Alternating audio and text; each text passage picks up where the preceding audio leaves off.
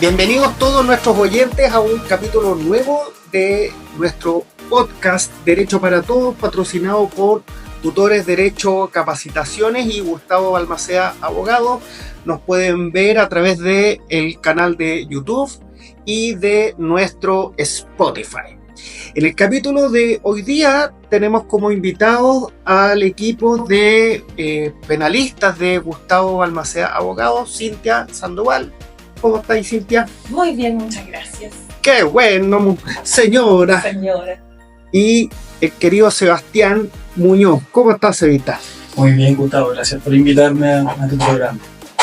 Bueno, que sea el primero de muchos. Hoy día vamos a hablar de un tema desgraciadamente cada vez más concurrente en nuestra sociedad, que es sobre la corrupción y sobre la estafa. ¿Quién quiere comenzar hablando? La verdad es que, bueno, en el estudio que trabajamos siempre ha sido, y por eso el tema de hoy, la especialidad de la casa es la estafa. Y eso ha llevado a que, como últimamente están en boga los casos de corrupción, los funcionarios municipales, que siempre ha sido un secreto a voces, que son nidos de arañas. Ahora está saliendo todo. Ahora no podéis llegar, no sé, a pedirle un favor a tu amigo de la MUNI, así como, oye, adelántame esto, te doy una monedita. Ahora casi que eso es presión preventiva al tiro. Antes eso no era casi impensado, pero bueno, hay muchos casos emblemáticos que podemos tocar, pero eso es lo que planeamos hablar hoy día, ¿o no? Bueno, básicamente cómo ha ido cambiando la sociedad. Eso. La Cintia fue la primera abogada en integrarse al equipo, que nos cuente cómo nos iba con las querellas de estafa el año 2015 Es otro derecho. y cuál es la realidad que estamos viviendo ahora. Es otro derecho. En 2016, 2017, para cuando teníamos que presentar alguna querella, porque éramos harto querellantes. Éramos harto querellantes, ahora son mucha defensa. Mucha defensa, pero partimos, cuando yo partí en el estudio, éramos mayormente querellantes. Y era súper difícil estar como querellante. Y súper frustrante, Muy frustrante. Teníamos estafas redonditas con correos electrónicos, con confesiones de parte, con testigos, con todo, estaba toda la evidencia ahí y siempre iba a decisión de no perseverar. Teníamos que batallar con Fiscalía Regional, apelando. Teníamos que apelar, reiterar diligencia, o sea, de verdad que se nos exigía un estándar súper alto por parte del Ministerio Público de todo un sistema que tenía que tener contratos, tenía que tener mucha documentación, de verdad que había que armar toda una película y presentársela al fiscal para poder obtener alguna formalización. Porque que llegase a una medida cautelar a una persona que está formalizada por estafa en 2017, arraigo si es que. ¿Cuál era la frase sacramental del Ministerio Público en esa época? Este era un tema así. Es un incumplimiento de contrato. Yo me acuerdo de un caso, no sé si se acuerdan. Un divorcio entre socios. Es un divorcio. Es un divorcio entre socios, que se vayan a un tribunal civil. Sí. No sé si te acuerdas de un caso que tuvimos de una apropiación indebida, Sí. pero fue, yo sé cuántas personas, yo me estoy refiriendo a otro, que había un vehículo en un taller mecánico, que llevaba más de un año en el taller, y el mecánico dando diferentes tipos de excusas para no devolver el auto, Sí. y resulta que el auto no estaba en el taller. Y claro, si uno lo lleva a un taller particular y el mecánico te dice estoy esperando que llegue un repuesto, qué sé yo, eso es un incumplimiento de contrato. Pero cuando el cliente pide que le entreguen el auto y no lo devuelve, si eso no es apropiación indebida, No sé qué. No sé qué. Y el Ministerio Público dijo en esa ocasión, es un incumplimiento de contrato. Entonces, la primera reflexión es cómo ha cambiado el criterio del Ministerio Público y de nuestros tribunales en cuanto, no sé si llamarlo tolerancia, frente a la estafa, pero claramente el criterio ha cambiado un montón. Yo me acuerdo de la primera audiencia que tuve yo hablé de infracciones de deberes de veracidad, yo venía recién llegando al doctorado, y el juez me queda mirando y me dice, ¿y dónde está la puesta en escena? Yo me pegaba cabezazos después. Si te estoy hablando de infracción de deber de veracidad, es porque no estamos interpretando la estafa como una puesta en escena, y que la estafa se puede interpretar de varias maneras.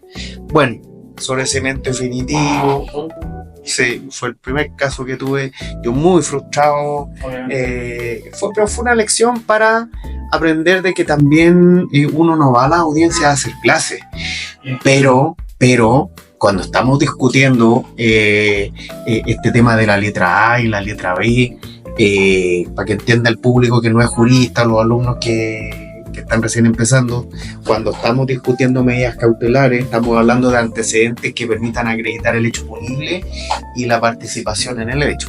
Algo de doctrina y jurisprudencia tienes que hablar. Pues yo creo que la discusión se ha elevado. Yo creo que la discusión, por lo menos en la experiencia mía, mucho antes de que Sebastián se titule, que es el más joven del equipo. Claro, estoy hablando año 2009. Está bien entrar a estudiar. Todavía no entrar. ¿Estabas en el colegio? Sí, estaba en el colegio. Mira, el sistema era, no quiero decirlo, pero lo voy a decir igual, una fábrica escandalosa de salchicha. O sea, eran 50 audiencias. Un poco el sistema sigue así, pero yo siento, por lo menos las últimas audiencias que hemos tomado, que los jueces me dejan hablar, que los jueces me dejan dar argumentos. Esa sensación yo no la tenía hace 10 años, sobre todo en delitos como la estafa. No había paciencia antes con eso. No. Esa sensación, perdona que te haya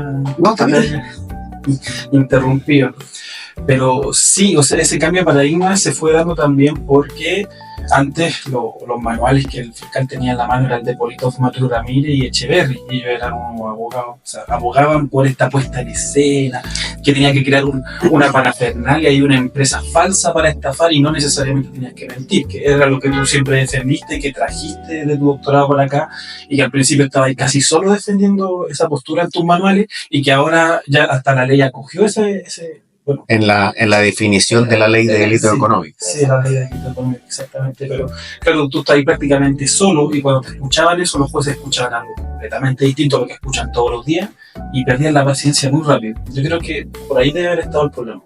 Y yo creo que también son delitos súper específicos. Cuando partió toda esta reforma, sobre todo cuando llegó a Santiago, el mayor volumen de causas que habían eran mucho más robo, era otro tipo de delito. El delito económico tiene muchos subrequisitos y tiene excepciones, entonces eso tampoco el Ministerio Público hoy día tiene departamentos particulares para estos delitos económicos donde los fiscales se especializan. En ese minuto cada fiscal veía de todo tipo de delito, entonces por lo tanto también era mucho más difícil para ellos enfrentarse a tal vez a un delito un poquito más complejo en cuanto a los requisitos y normas legales y muchas interpretaciones, y eso también hacía que uno como abogado fuese más difícil aún planteárselo a un magistrado, o sea, uno como abogado particular, porque siempre el Ministerio Público y la Defensoría se llevan aquí como el estrellato, en el sentido de que están todos los días, conocen a los magistrados, ya hay una relación, sí, entonces lo que ellos dicen, exacto, lo que ellos dicen es muy escuchado y muy cierto, entonces se toma como verdad. Entonces ahí llega un creyente particular con una teoría completamente nueva, y obviamente te miraban con cara de ¿qué está hablando? El manual que tenían al lado. Eso no es lo que dice acá y listo. Entonces por eso nos cortaban rapidito esas causas. Hoy día es distinto. Sí. Hoy día es distinta la preparación también. O sea, los magísteres que hay en penal, los diplomados, están todos llenos.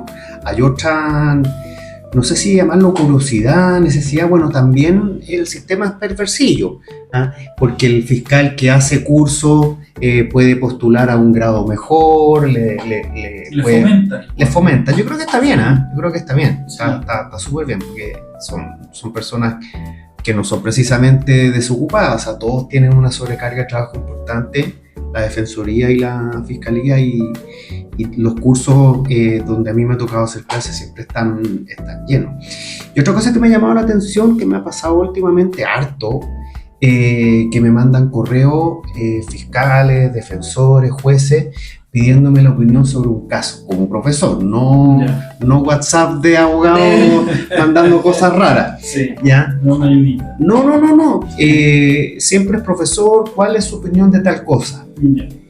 Y bueno, cuando uno hace un doctorado, uno siente yo creo la necesidad de contribuir a la jurisprudencia, y eso se ha visto reflejado porque afortunadamente he visto varios fallos que me citan, y eso no entra por la ventana. Esto es producto de un diálogo académico entre profesor y operador del sistema que está dando sus frutos.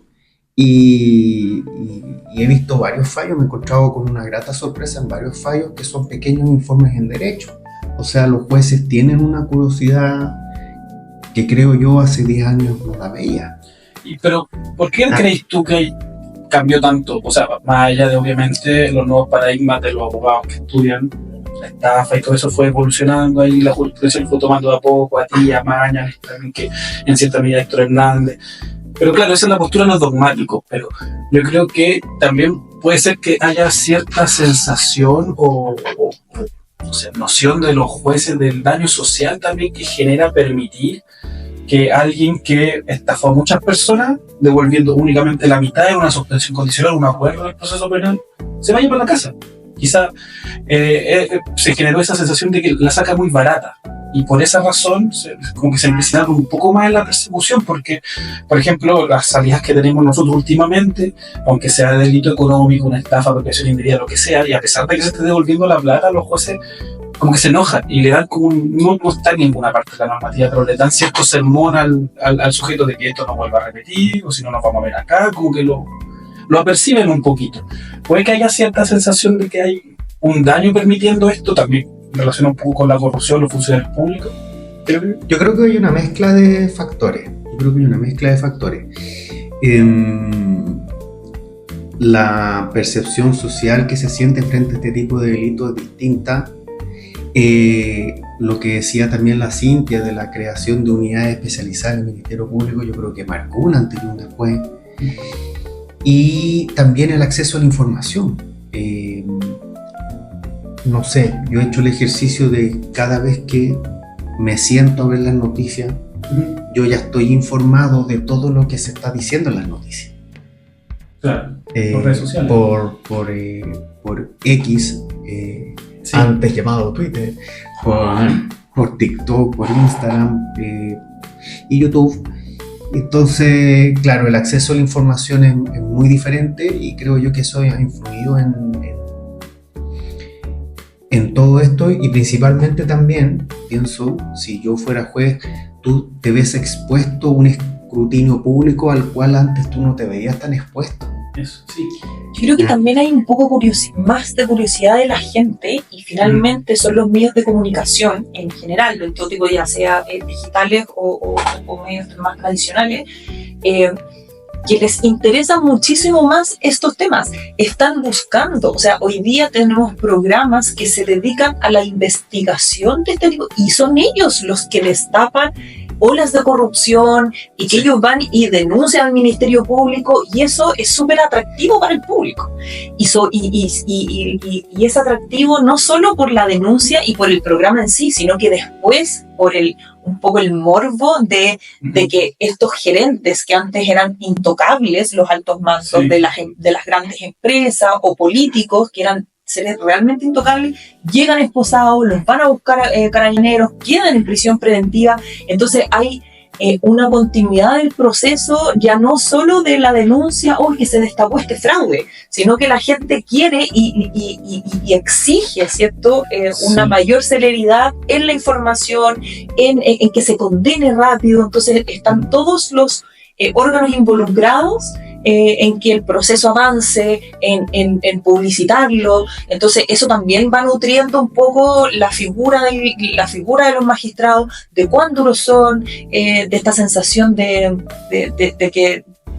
de que estas personas son intocables, que no les pasa nada y que los dan con clases de ética. Ya no pasa. Yo creo que esa sanción fue un antes y un después. Fue un antes y un después. Ahora hay un referente las clases de ética. O sea, es que todo el mundo dice, no, pero es que ellos van a terminar con clase ética. Y no, hoy día yo creo que también nos hemos ido para el otro lado. O sea, Sí, cruzamos la vereda. Cruzamos la vereda. línea. Sí. No es... Sí. Me estaba acordando un comentario que me hizo una fiscal una vez, no como profesor, sino que como abogado. Y un poco estábamos peleando que por qué no avanzaban unas diligencias. ¿Ya? Esto no fue hace tanto, debe haber sido hace unos 3 años.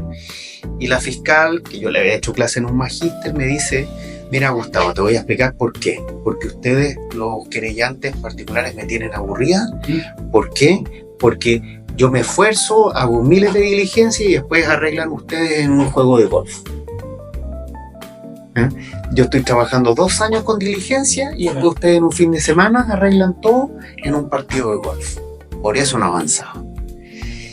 Un poco va de la mano. No es del todo mentira. No es del todo mentira, pero un poco va de la mano, creo yo, con el tema de el cansancio social de lo que pasó esto con las clases de ética. Sí. ¿Ah? Sí.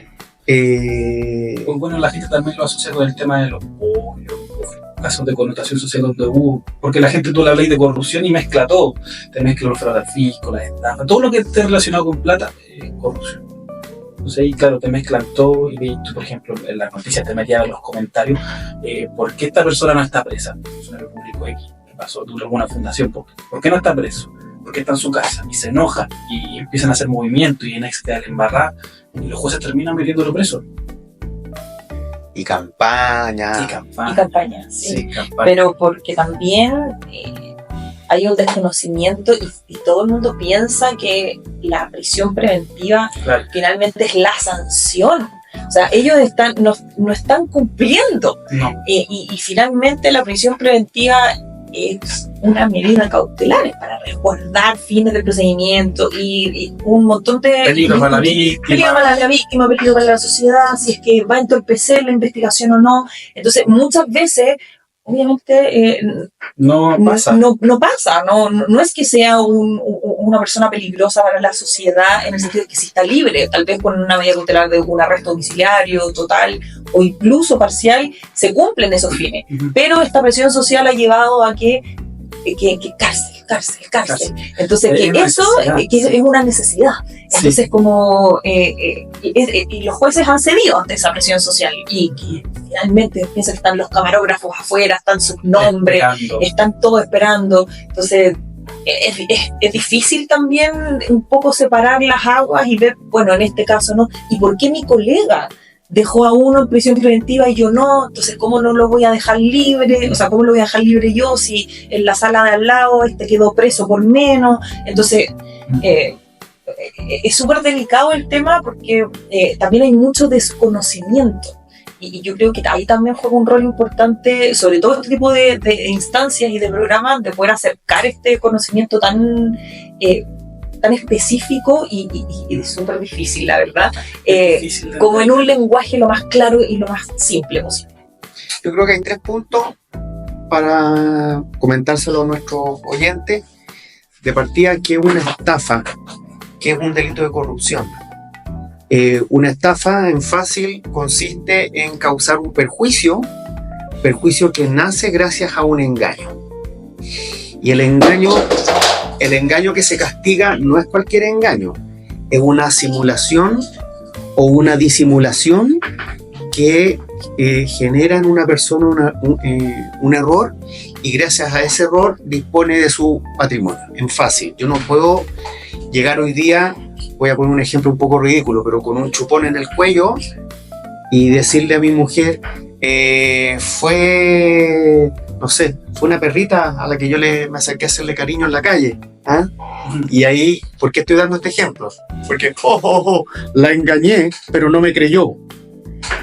El engaño punible tiene que ser aquella entrega de información falsa o una disimulación de la verdadera que necesariamente genera un error. ¿Ah? Es decir, te engañé y me creíste. Eso. Eso es una estafa.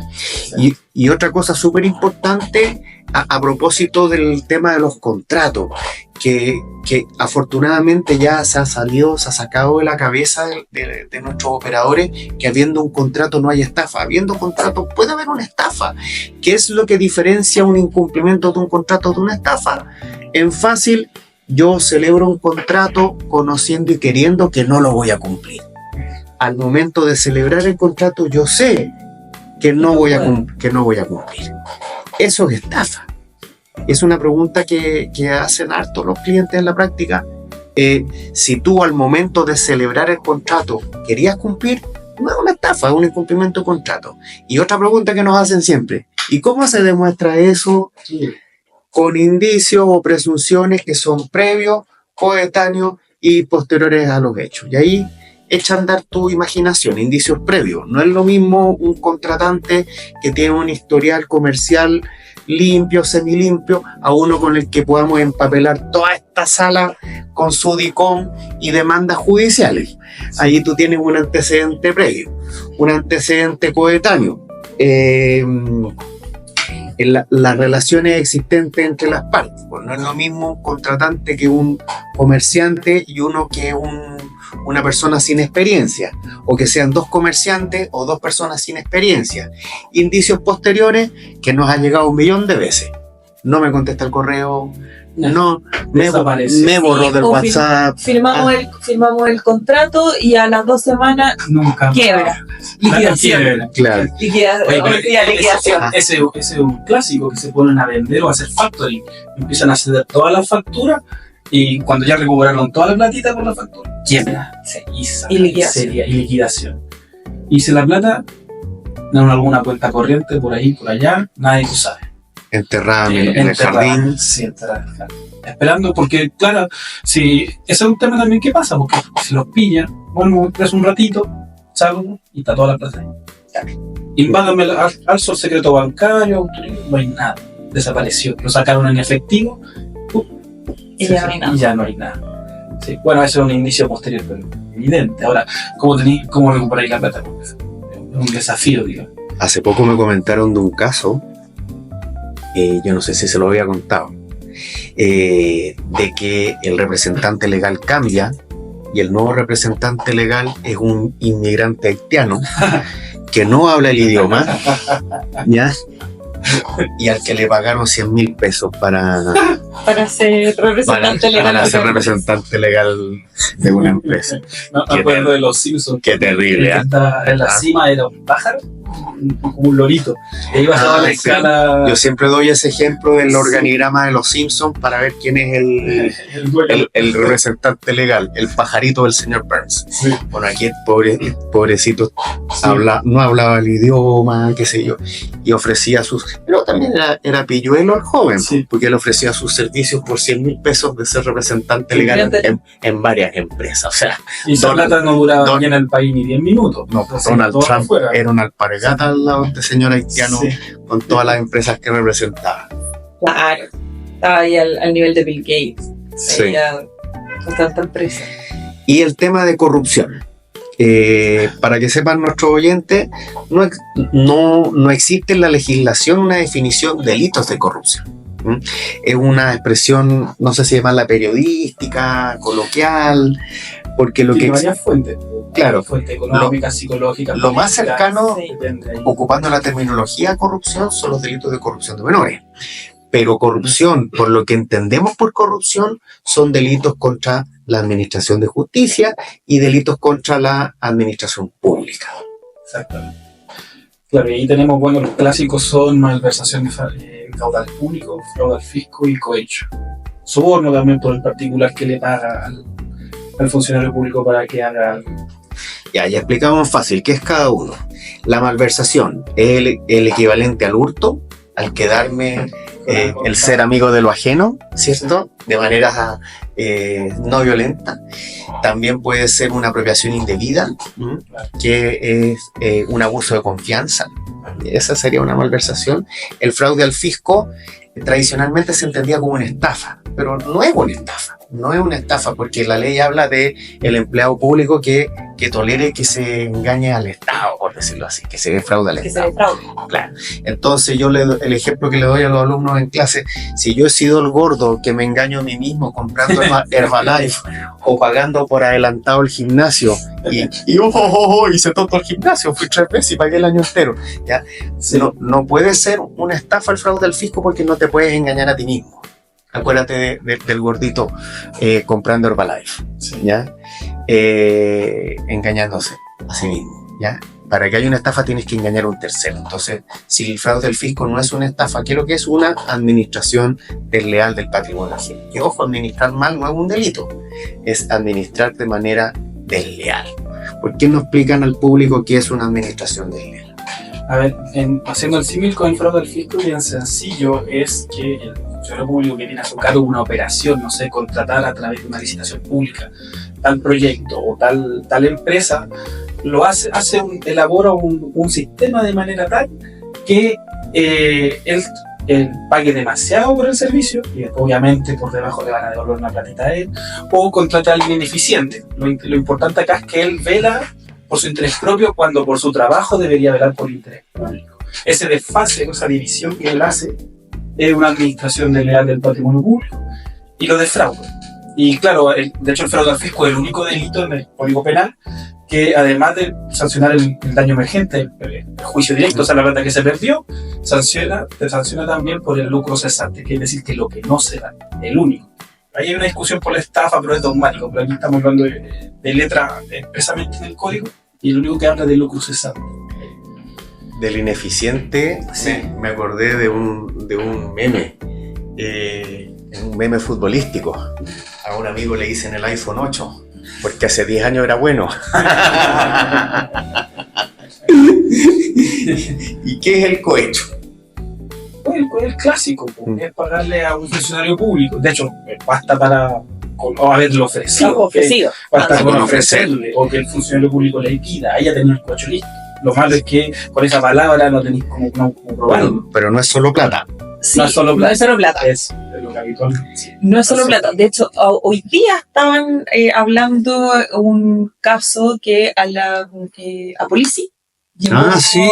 llegó el carabinero Una estrellita pidiéndole 20 millones. 20 millones de pesos. Él llegó vestido de civil a controlarle su medida cautelar y le pidió entrar a la casa. entrar a la casa y le pidió un favor si le podía prestar 20 millones de pesos. No, y lo peor de todo es que después le mandaba mensajes Sí, por insistiendo. WhatsApp e insistiéndoles que necesitaba los 20 millones de pesos. Así que ahí también se abrió toda una investigación y ya están los antecedentes. No, la sí. fiscalía está redondito ahí. Sí. No podía hacer No la... pasa. Sí. Supuestamente una inflación de favor y todo, pero obviamente se valió de su cargo para hacer el control sobre ella, para entrar a su casa y para pedirle la plata. Y porque él era el que iba de manera constante Sí. a controlar su medida cautelar. No, sí está redondito. Así Una que estrella. Ese es un ejemplo de ahí hay un cohecho. ejemplo Sí, está, para que todos entiendan. sí, está redondito. Probablemente quede en prisión preventiva, como está la situación ahora. Y hay otros delitos de corrupción, que son los de prevaricación. Que son los de prevaricación. Hay unas prevaricaciones administrativas que en el fondo el funcionario público derechamente no quiere hacer su pega para perjudicar a un particular. Y Pero ahí sí tengo la sensación de que nunca pasa nada con las es prevaricaciones. que las penas son muy bajas. ¿No? Y es muy difícil de probar, porque tú estás la prevaricación de los jueces también. Fallan expresamente en contra de la ley. Pasa, es lo que pasa todos los días, que los jueces fallan en algo. Contra normas presas. Contra normas presas. Sí. Ya sea por desconocimiento, porque por ejemplo pueden decir no, esto es delito, pero no saben, no sé, el código tributario, en alguna ley especial, eso se autoriza expresamente. Y claro, en lo que hace el abogado es apelar, revoca, y ahí queda, no pasa nada.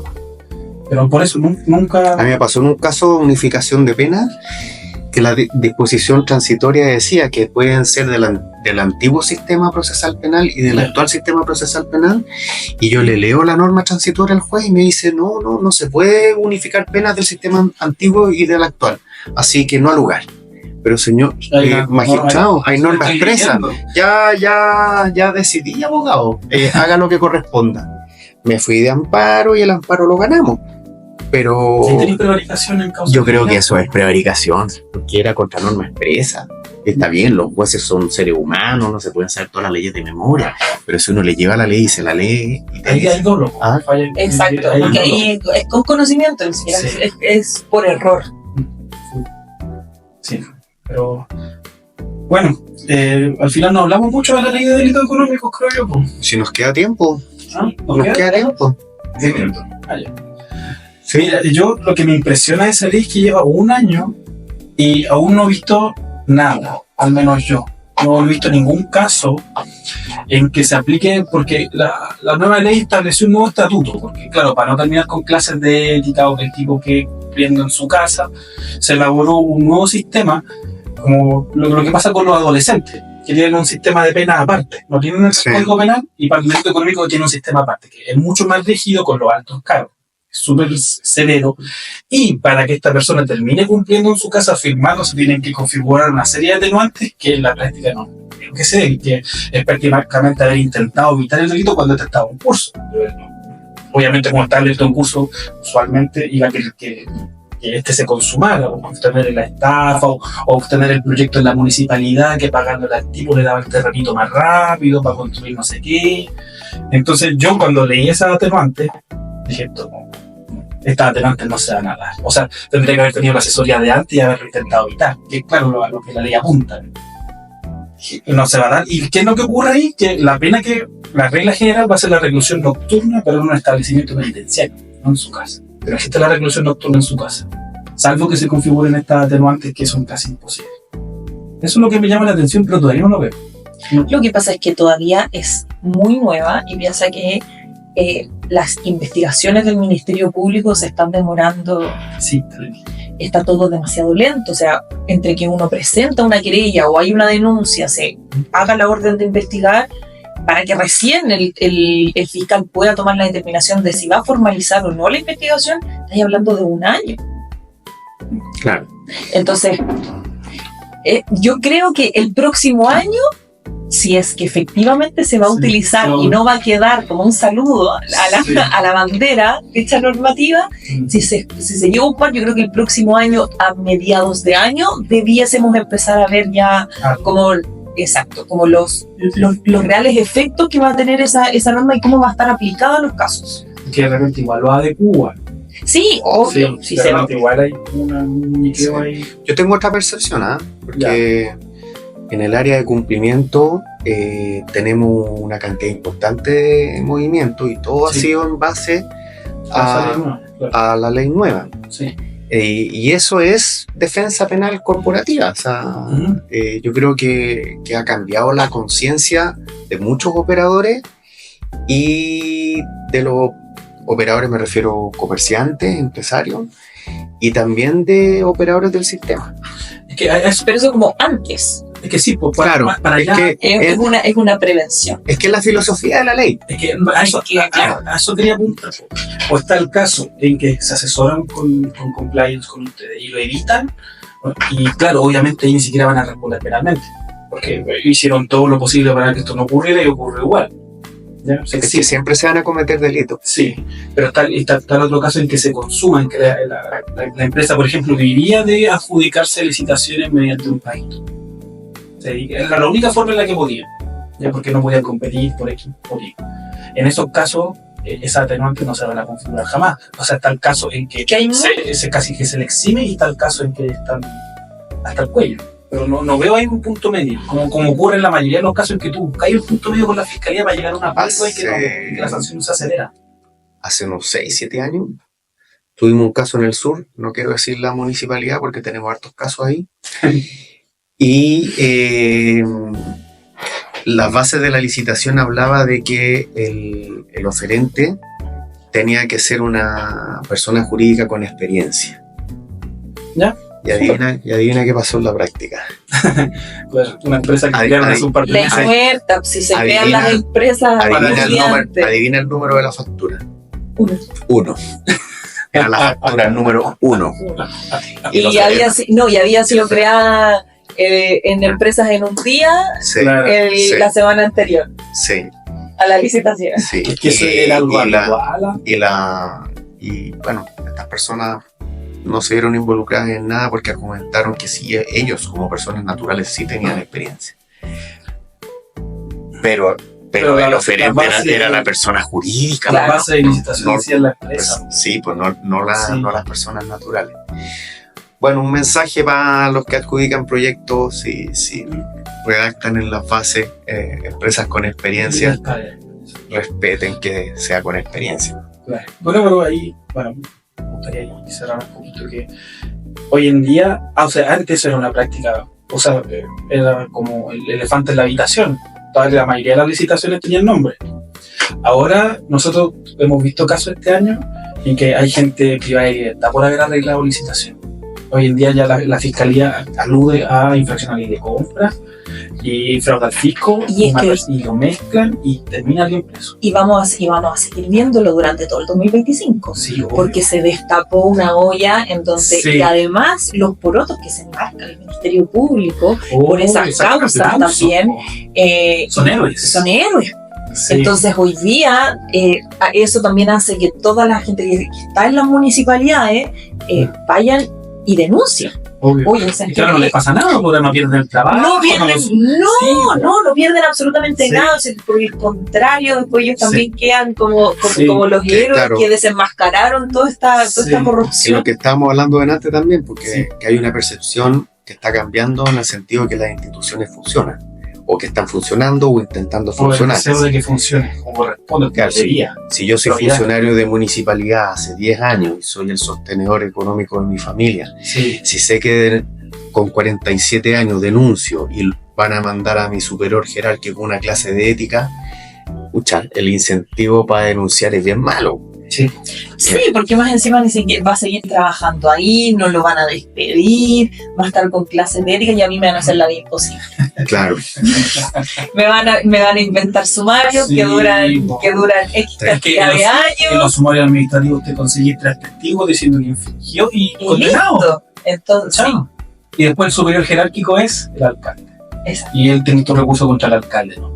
Saca, el alcalde no confirmó todo lo que hizo el fiscal. Chao. Sería todo. Exactamente. Y sin indemnización, poco más que debiendo plata. No, es complejo. Por eso yo creo que durante el 2025 vamos a seguir viendo un destaque importante de casos, sobre todo en las municipalidades, como hay cambios. Y frente a todo esto también, como llegan alcaldes nuevos.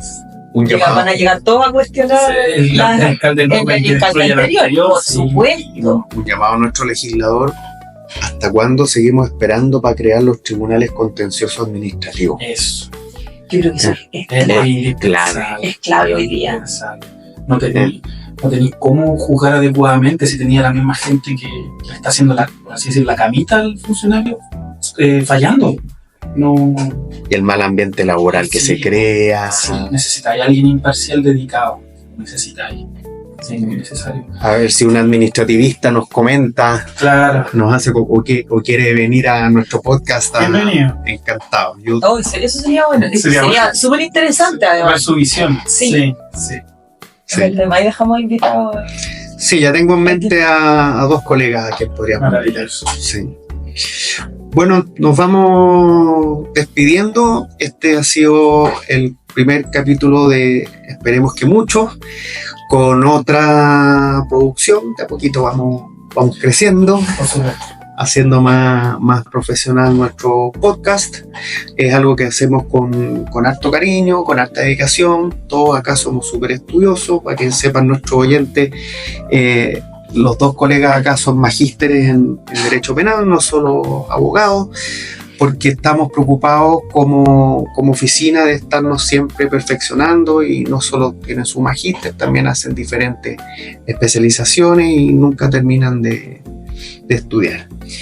Y este abogado está preparando la 7ª edición del manual, que lo anuncio ahora, que va a ser bien diferente a la anterior. Siempre digo lo mismo, pero esto realmente es así. Porque lo estoy escribiendo desde cero. A diferencia de los manuales de las ediciones anteriores, eran ediciones, porque eran actualizaciones, modificaciones. Ahora literalmente lo empecé a escribir desde cero. ¿Y por qué?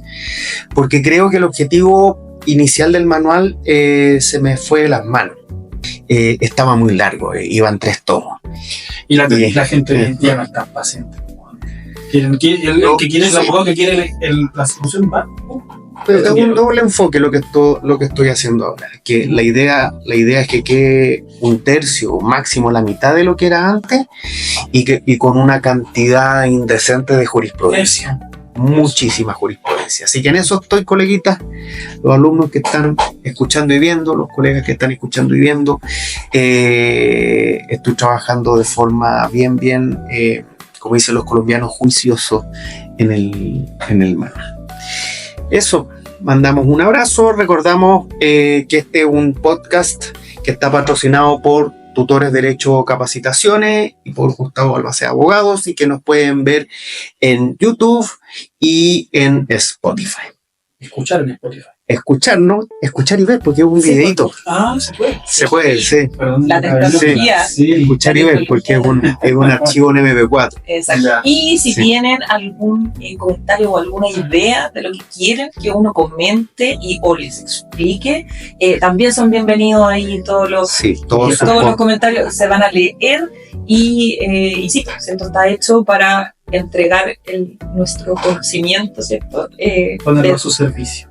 Exactamente. Exacto. Todo para ustedes lo más simple posible, así que si hay algunas dudas o algo que encuentren interesante, también son bienvenidas todas las ideas. Eso. Eso pues. Nos Hasta luego. vemos. Hasta luego. Vaya muy bien.